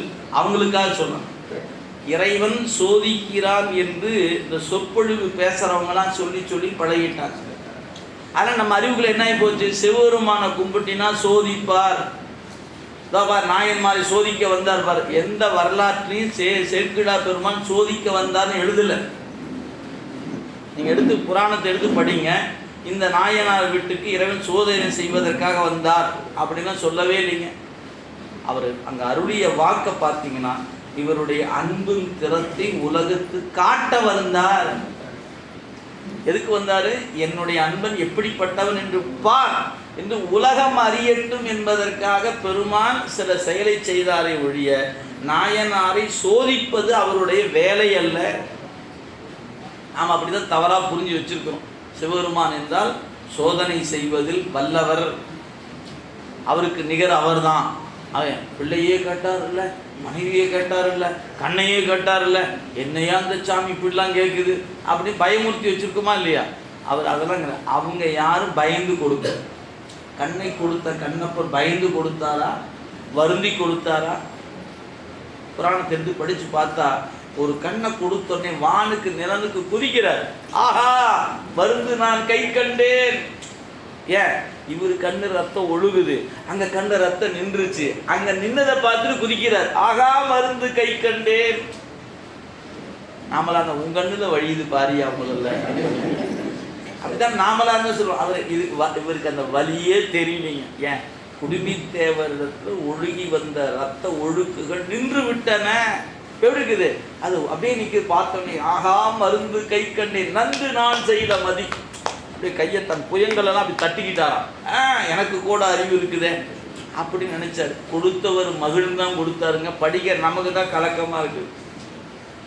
என்னடா அப்படி ஆகி போச்சு. உடனே என்னாச்சு, அவருடைய நலத்தினை இன்னும் காட்டினார். ஏன் இப்போ நம்மளை போல ஆட்கள் என்ன நினைப்போம், சில பேர் 2 கண்ணில் 1 கண்ணு கொடுக்கறது பெருசா என்ன, நான் கூட தான் கொடுத்துருவேன். 2 பேனால 1 பேனா கொடுப்பீங்களா? நீங்கள் எழுதுறதுக்கு பேனா வச்சிருப்பீங்களா? 2 பேனால் 1 பேனா கொடுத்தீங்க. இது சிவப்பு கலருங்க, ப்ளூ கலருங்க, இது 2மே எனக்கு வேணுங்க. அது 2மே ப்ளூவாக இருந்தால் தான் கூட அப்படி கொண்டா இல்லைங்க, அது அவரு கொடுத்தது அவர் நினைவாக வச்சிருக்கிறேன். சரி இன்னொன்று வச்சுருப்பேன், அது கொடுக்க மாட்டேன். ஒரு பேனா கொடுப்பதற்கு கூட நெஞ்சில்லாத ஆட்கள் தெரியுமா? நம்ம கண்ணையா கொடுக்க போகிறோம்? நிச்சயமா இல்லை. ஆனால் ஒரு கண்ணை கொடுத்த பிறகு இப்படி நம்மளாம் 2 இருந்தால் நானும் தான் கொடுத்துன்னு சொல்லுவான் பாருங்க. அவனுக்காக எப்போ இந்த 21ஆம் நூற்றாண்டுல புதுசாக வந்து கண்ணப்பர் ஒரு கண் கொடுத்தான்னு சொன்னால் 2 கண்ணில் 1 கண்ணு தானுங்க கொடுத்தான்னு நாளைக்கு வரவன் சொல்லி போடுவான். அப்படின்னா என்ன அர்த்தங்க? நீங்கள் சிந்திக்கணும். ரொம்ப நுட்பமான இடம் என்னன்னு கேட்டால், நாளை வருகிற யாரேனும் ஒரு அன்பனோ ஒரு பக்தனோ அல்லது யாரோ ஒருவன் கண்ணப்பருடைய கண் கொடுத்த கொடையை அவன் 2 கண்ணில் 1 கண்ணு தானே கொடுத்தார் என்று சொல்லிவிடக்கூடாது என்று சிவபெருமான் கருதினார். எப்ப நாளைக்கு ஒரு பழி வந்து விடும் என்பதுக்கு இன்னைக்கே சிந்திச்சவன் பெருமான். என்னுடைய அன்பனுடைய அன்பு அப்படி பழுதான அன்பு இல்லையா, அது பழுதில்லாத அன்பு என்பதை உணர்த்துவதற்காக என்ன பண்ணாரு, 2வது கண்ணிலே ரத்தத்தை காட்டினார். இப்ப என்ன பண்ணாரு, இன்னொரு கண் இருக்கிறது இடந்து அப்பி ஒழிப்பேன் அப்படி போனாரு. காலை தூக்கி வச்சாரு, அம்ப எடுத்தாரு, போயாச்சு. அப்படி போய் தொடர நேரம் வந்து பிடிச்சிட்டார். பிடிச்சி கண் அப்ப நில் அப்படின்னு. ஏன் 2வது கண்ணையும் கொடுக்க அவர் தயாரானார் இல்லைங்களா? இந்த இடத்துல தான் உலகம் வியந்து பார்க்கிறது. ஏன் யாரையா இப்படி ஒருத்தர் இருக்கிறார்?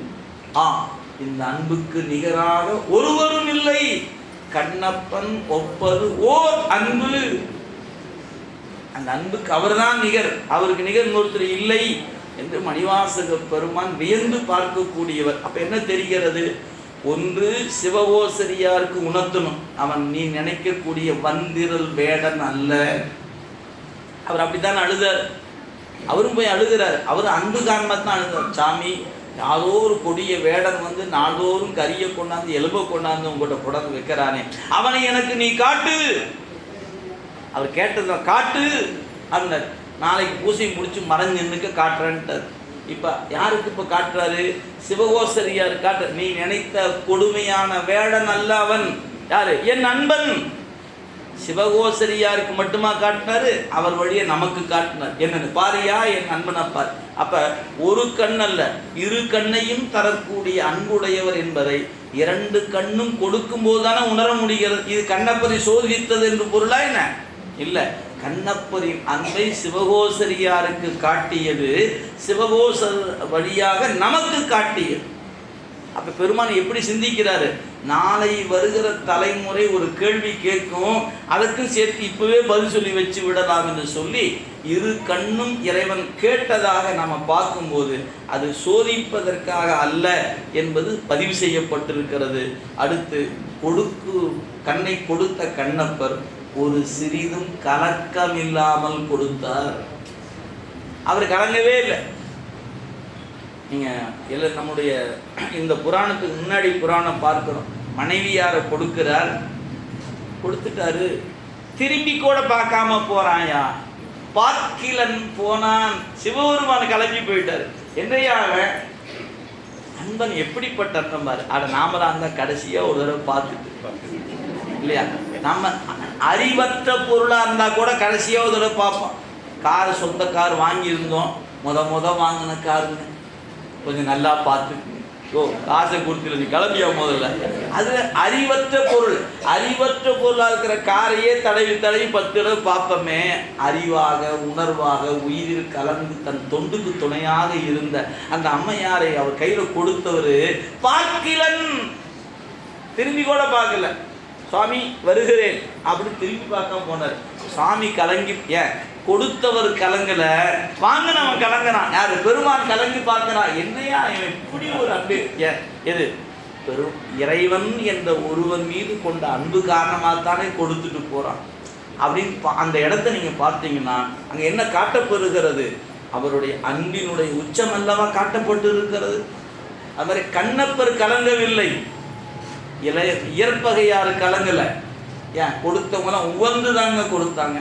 சிறு தொண்டர் கலங்கி போயா பிள்ளை அறிஞ்சு கொடுத்தாரு, உவந்து அறிந்து கொடுத்தார். என்னன்னு சொல்லி, இந்த திருத்தொண்டை பாதுகாத்து கொடுத்து விட்டாயடா சீராளா, சிவனடியார்களுக்கு அமுது செய்யணுங்கிற அந்த கொள்கையை உன்னால் தான் பாதுகாக்க முடிந்திருக்கிறது. என் தொண்டினை பாதுகாத்து நீ கொடுத்திருக்கிறாய் மகனே என்றல்லவா அறிந்தாரு.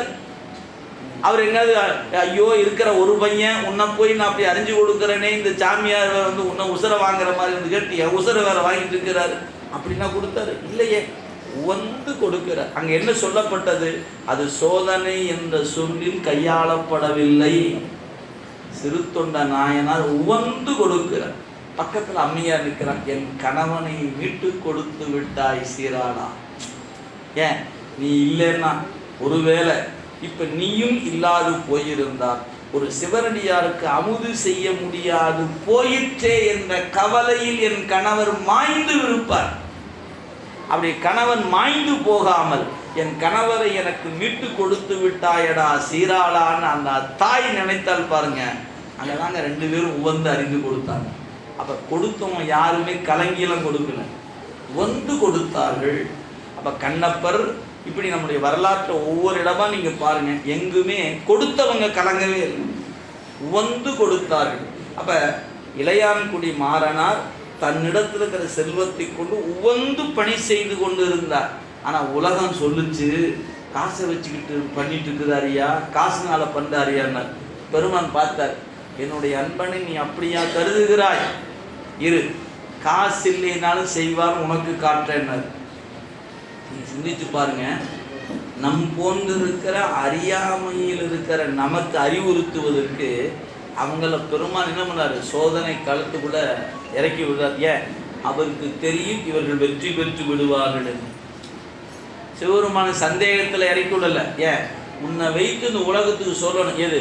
உன்னுடைய அன்பு பழுதில்லாத அன்பு என்பதை நான் உலகத்துக்கு. ஏன்? எல்லாரும் உன்னை என்ன பேசுறான்னு தெரியுமா? காசு இருக்குனாலும் செய்யறான், காசு இருக்கிறாங்க. நீ காசு இல்லைனாலும் செய்வை என்பதை நான் உலகத்துக்கு காட்டணும் பெருமான் நினைச்சான். இவரை சோதிக்க வேண்டும் என்று பெருமான் நினைக்கல. மறந்துருக்கும் இந்த வார்த்தையை நீங்க ரொம்ப கவனமா பார்க்கணும். நான் இளையான்குடி மாறனாரை சோதிப்பதற்காக இறைவன் செல்வத்தை மாற்றினானா? இல்லை. உலகம் சொல்லியது, அந்த சொல்லிய சொல்லில் இருந்து தன்னுடைய தொண்டனை காக்க வேண்டும் என்பதற்காக என்னுடைய அன்பன் மனத்தினால் பணி செய்து கொண்டிருக்கிறான். நீ சொல்லுகிற செல்வத்தினால் அல்ல, மனம் உவந்து செய்கிற அந்த பணியினை உலகத்துக்கு காட்ட வேண்டும் என்று கருதியதனால அவருக்கு வறுமை வருமாறு பெருமான் அறிவித்தார்.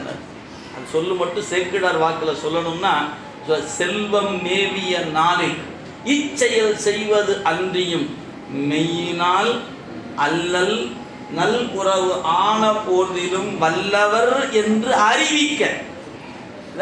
அறிவிப்பதற்காக அறிவித்தார். என்ன அறிவித்தார்? என்னுடைய அன்பன் வறுமையிலும் பணி செய்யக்கூடியவன் என்பதை உலகம் அறிந்து கொள்ளட்டும். அப்ப அவரை சோதிக்கிறதுக்கு பெருமான் செய்யல.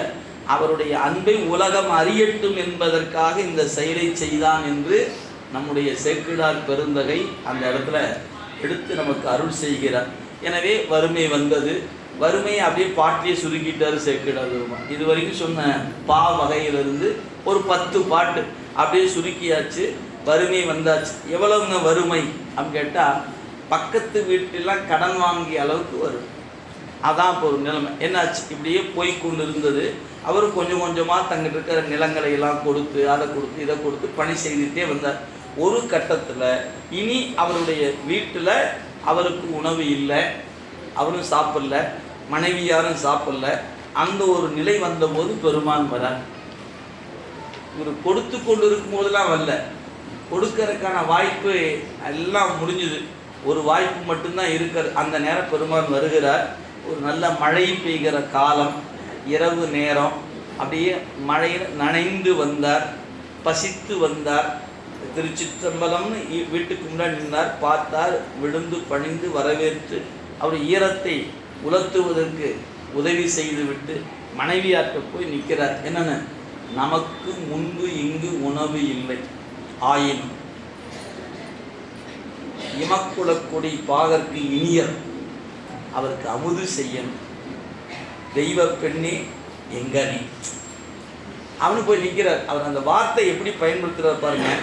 போய் நின்ற மாத்திரத்தில் மனைவியாரை பார்த்து, சிவனடியார் வந்திருக்காரு, அமுது செய்யணும், ஏதாவது செய் அப்படின்னு போய் சொன்னால் அவங்க என்ன சொல்லுவாங்க, ஏங்க நாம் 2 பேருமே சாப்பிடலன்னு மறந்துட்டீங்களா இப்படின்னு மனைவியார் சொல்லிடுவாங்க. அதனால் இவர் என்ன சொன்னார், அது தெரியாமல் வந்து உங்கள்கிட்ட சொல்ல நினச்சிக்காத, நீயும் நானும் உணவெடுத்துக்குள்ளே இல்லை அப்படிங்கிறது எனக்கு தெரியும்.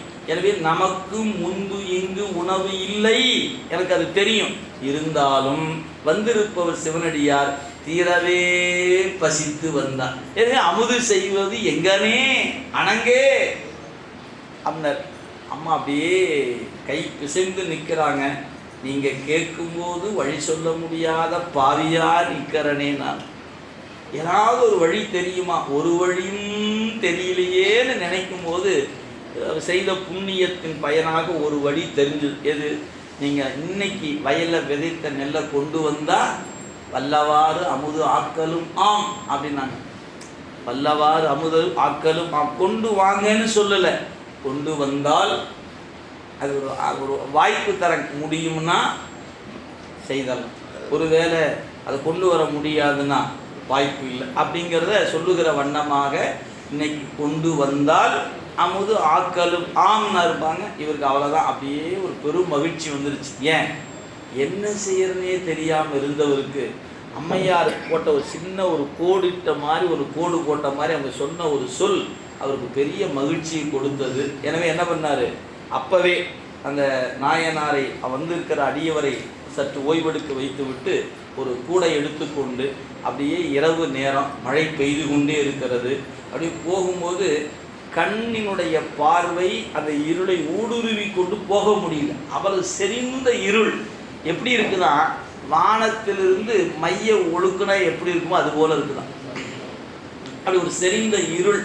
அந்த இருளை கடந்து அந்த பக்கம் ஒரு பொருளை பார்க்க முடியாத ஒரு சூழல். என்ன பண்ணார், காலினால் தடவிக்கிட்டே போனார். எது?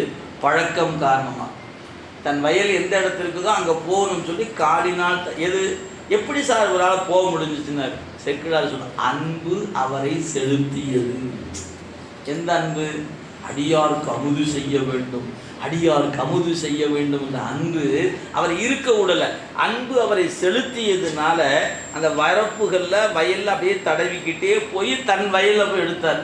இரவு நேரம். நாமெல்லாம் யாரு பார்க்க போகிறோம்? எந்த வயல் முன்னாடி வருதோ அள்ளி எடுத்துட்டு வர வேண்டியதுதானே.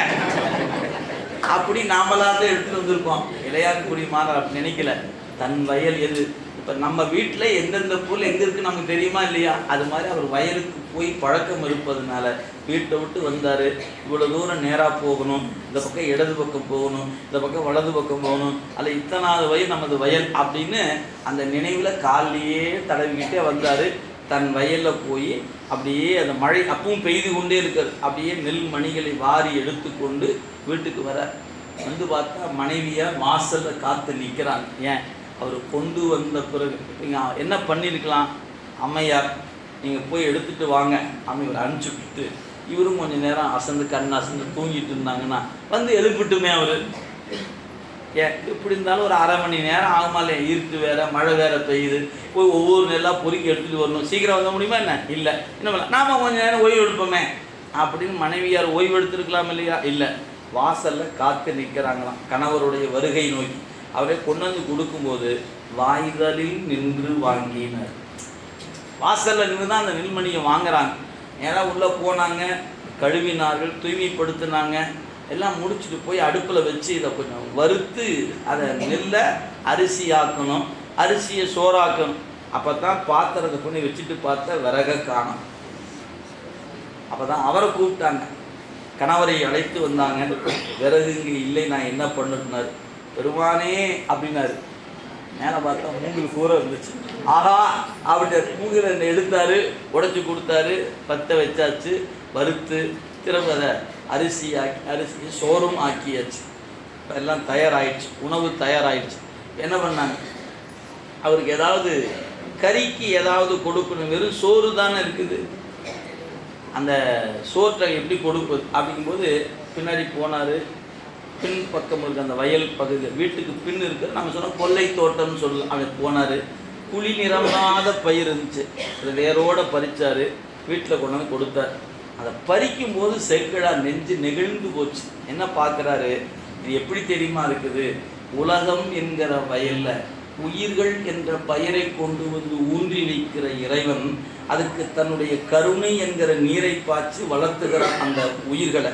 அது வளர்ந்து வரும்போது எந்த உயிர்கள் பழுதில்லாமல் இருக்குதோ அதை வேரோடு பறித்து தன் திருவடிக்கு வச்சுக்கிறான் இல்லையா, அது மாதிரி பறிக்கிறாருங்க. ஒரு பாச பழி முதல் பறிப்பார் போல இரவு நேரம் கையில் தடவுறானா, எது பூச்சி ஏதாவது கடிச்சிருக்குதா, ஏதாவது அந்த கீரையினுடைய இலைகளை ஏதாவது வண்டு நண்டு முதலான ஏதாவது ஒன்று உயிரினங்கள் பறித்து சாப்பிட்டுருதுன்னா அது எச்சில்பட்டுரும், அது வேண்டாம் அப்படின்னு இரவு நேரத்தில் கையில் தடவி தடவி பார்க்கிறார். சாமி நம்மளை என்ன பண்ணி பார்க்குறாரு, நம்மளை அப்படி தான் பார்க்குறாரு. இவனை கொண்டாந்து ஆணவ சேற்றில் ஊன்றிய நமக்கு கருணை என்கிற மழையை பொழிந்து நம்மளெல்லாம் வளர்த்துட்டு இருக்கிறார். நாமளும் வளர்ந்து வருகிறோம். வளர்ந்து வரும்போது நம்ம பழுதில்லாமல் இருந்ததுன்னா வேரோட பறித்து திருவிழி கொண்டு வச்சுருவான். ஒருவேளை நம்மகிட்ட 1000 பழுது இருந்துச்சுன்னா, தம்பி நீ இங்கேயே இன்னொரு சுற்றிட்டு வான்னு அனுப்பிச்சிடுவோம். நம்ம என்ன பண்ணிடலாம், வேறு வகையில் இந்த பிறவிக்கு மீண்டும் நாம் வித்தானிக்கு இங்கே இருக்க வேண்டியதுதான். எனவே பாச பழி முதல் பறிப்பார் போல பறித்து கறிக்கு அவை நல்கினர்.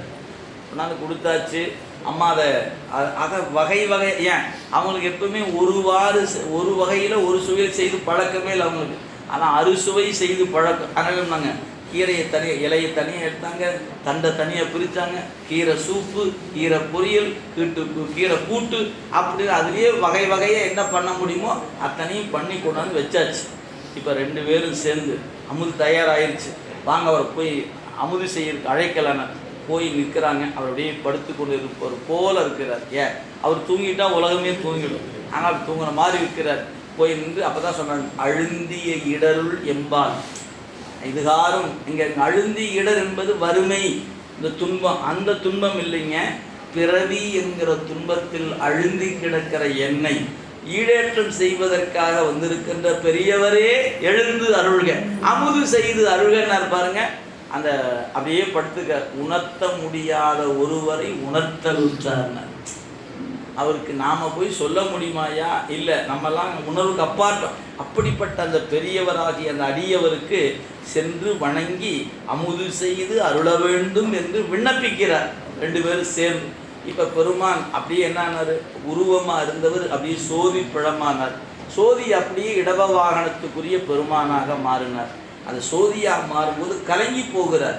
என்ன அடியவரை காணலையே அப்படின்னார். பிறகு அவருடைய கலக்கம் நீங்குவதற்காக பெருமாட்டியோடு காட்சி கொடுக்கிறார். காட்சி கொடுத்து என்ன செய்கிறார், உன்னுடைய தொண்டு உவந்து ஏற்றிருக்கிற நாம், நீ என்ன பண்ணும், உன்னுடைய மனைவியோடு என் உலகத்துக்கு வா அப்படின்னு அழைத்து கொண்டார். அப்போ தான் சொன்னார், உனக்கு இன்னையிலேருந்து ஒரு பொறுப்பு தரேன் அப்படின்னார். என்ன பொறுப்புன்னார், இருநிதி கிழவன் தானும் நின்மொழி ஏவல் கேட்ப. இன்னையிலேருந்து உனக்கு ஒரு புதிய பதவி கொடுக்குறப்பா, நீ வந்து நம்ம உலகத்துக்கு வந்துரு. அங்கே வந்து என்ன பண்ணுறது, இந்த குபேரன் இருக்காம்பார் என்னுடைய நண்பன், அவனுக்கு இது வரைக்கும் மேலே ஒரு ஆள் போடாமையே வச்சுருந்தாங்க. இப்போ என்ன ஆச்சு, இப்போ ஒரு ஆள் போடலாம். எப்பவுமே ஆட்சி புரியவர்கள் விரும்புனாங்கன்னா புதிய பதவியை கிரியேட் பண்ணிக்கலாம் இல்லைங்களா.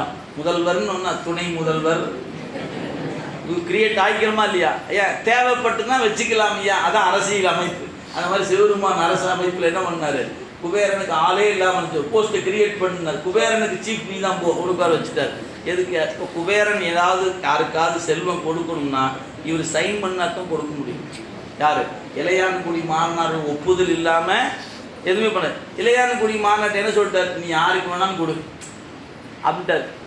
டிபார்ட்மெண்ட் எப்படி இருக்குன்னு கேட்டிங்கன்னா, சிவபெருமான் இளையான்குடி மாறனாரை பார்த்து சொல்றாரு, நீ யாருக்கு செல்வத்தை கொடுக்குறவங்க கொடு அப்படின்ட்டார். இப்போ குபேரனுக்கு அவருடைய அனுமதியெல்லாம் யாருக்கு கொடுக்கூடாது. இப்போ நீங்கள் இளையான்குடி மாறனாருக்க நீங்கள் சிந்திச்சுக்கணுமா, அவர் வாழ்கிற காலத்தில் அவருக்கு நமக்கு முன்பு இங்கு உணவு இல்லை. அது மட்டும் இல்லை, ஏதிலாரும் இனி தருவார் இல்லை. ஏன், போதும் வைகிற்று. அம்மா சொல்லும்போது நாங்கள் இது இரவு நேரம் கொடுக்கறதுக்கு ஆள் இல்லை. ஏன், அவ்வளவு தூரம் ஏற்கனவே வாங்கிட்டோன்னு அர்த்தம். அப்படிப்பட்ட ஒருவர், வறுமையில் இருந்த ஒருவரை இந்த பிறவி முடிஞ்ச பிறகு குபேரனுக்கு மேலே கொண்டு ஒரு சீட்டை கொடுத்து பதவியை கொடுத்து உட்கார வச்சுட்டார். ஏங்க, இருக்கும்போது கொடுக்காம அந்த சாமி போய் இறந்த பிறகு, நம்ம பாசியில் சொன்னோம், இறந்த பிறகு அவருக்கு கொண்டு அங்கே கொண்டு அந்த போஸ்டிங் கொடுத்து என்னங்க ஆக போகுது. இருக்கும்போது கொடுத்துருக்குமா இல்லையா அந்த சாமி. அவங்க கேள்வி எழும், ஏன் சாமி அந்த மாதிரி செய்தார் அப்படின்னு கேட்டால் அது ஒரு நுட்பம் என்ன தெரியுங்களா. அது சீகேசி எழுதுறாரு. அதாவது இந்த அடியவருக்கு அமுது செய்கிற அந்த தொண்டில் இளையான்குடி மாறனாரோடு இந்த வறுமை என்பது ஒழியட்டும். ஏன், அந்த தொண்டு செய்யறதுக்கு எவ்வளவு இடர்பாடு இருக்கும் என்று அவருக்கு தானே தெரியும். அவரை தூக்கி அந்த துறையின் தலைவராக தூக்கி மேலே உட்கார வச்சுட்டா அவர் என்ன பண்ணுவார், அவர் இனி சிவனடியாருக்கு சோறு போடுறவங்க யாரா இருந்தாலும் வறுமைக்கு வரக்கூடாதுன்னு அவர் பார்த்துக்குவார். எளிமையான உதாரணம் சொல்லணும்னு வச்சுக்கிறேன், கல்வியில பின்தங்கி நின்ற காமராசரால தான் தமிழகம் முழுக்க கல்வி சாலைகளை உருவாக்க முடிந்தது. ஏன், நான் படிக்கலையே, அந்த வழி என்னன்னு அவருக்கு தானே தெரியும். அதனால் அவர் நினைத்தாரு எங்கும் கல்வி சாலைகள் அமைக்க வேண்டும் என்று. அன்னைக்கு அவர்கள் திறந்து வைத்த கல்வி சாலைகள் ஏராளமான கிடைக்கும். குழந்தைகளை எப்படியாவது பள்ளிக்கூடம் கூட்டிட்டு வரணும், சோறு போட்டு பள்ளிக்கூடத்துக்கு வா என்று அழைத்த பெருமை காமராசரை சார். ஏன், சாப்பாட்டுனால தான் வராமல் இருக்கிறான் அவனை பள்ளிக்கூடத்துக்கு, எனவே அவனுக்கு சோத்தை போடு, அவனை கூட்டிட்டு வா என்று எத்துணை பள்ளிகளை தொடங்கி வைத்தவர் நம்முடைய காமராஜர். ஆனால் அவர் படிப்பறிவு இல்லாதவர்.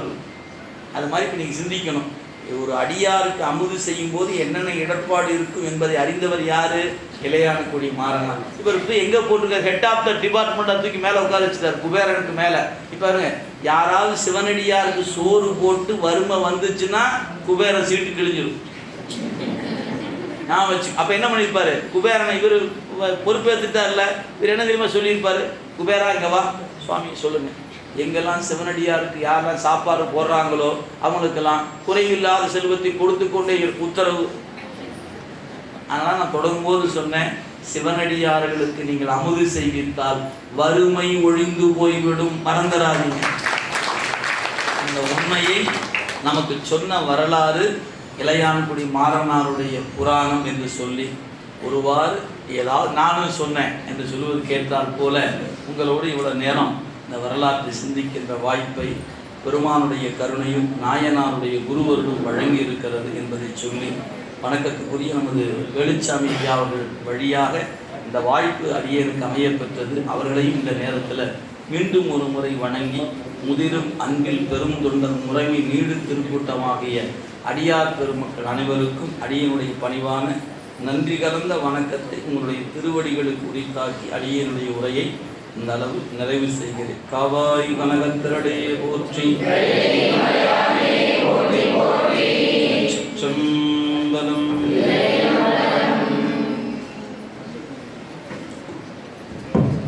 மக்களே, தீவில்லா திருத்தொண்ட தொகை என்று அடுத்து நம் அறிவிக்கக்கூடிய தீமைகள் எல்லாம் நீங்கும் வண்ணம் சேக்கிழார் பெருமானுடைய வழி நின்று இளையான்குடி மாற நாயனாரை நமக்கு ஆற்றிய நம்முடைய ஞானாசிரியர் பெருந்தகை அவருடைய திருவடிகளை திருத்தாலமங்கலம் திருநாவுக்கரசு சிவனடியார் திருக்கூட்டத்தின் சார்பிலே அன்போடு நன்றியோடு பணிந்து,